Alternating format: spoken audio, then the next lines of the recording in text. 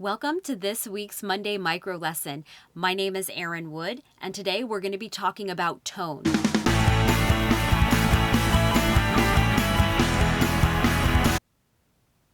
Tone.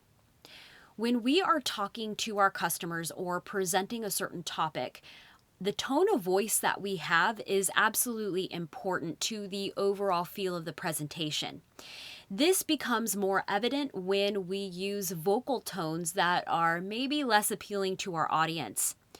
I'm sure all of you are familiar with the famous vocal fry, where there isn't enough breath support. And so the speaker has a very relaxed larynx, and it causes this poppy sound to happen because they're talking in their lower register and they're not giving themselves enough breath support. It's a very lazy way of speaking.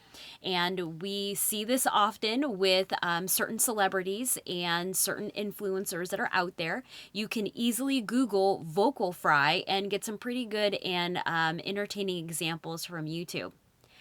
Another tone that I often see sales folks utilize is monotone. And that is where their tone is a set temperature and it doesn't change or fluctuate. It's in the very same register. And that usually is a result of folks using a script, but memorizing the script internally. They're not practicing it out loud. What I would recommend for anybody that has to do presentations in front of a group is to record yourself with your presentation. That way, you can pick up on any type of tonality that you want to change, and that will give you a more tight presentation, and people will be more apt to listen to what you're saying because it's pleasant to listen to. I hope that these tips were helpful, and if you have any other suggestions on how you can be aware of the tone you use, by all means, put those in the comments below.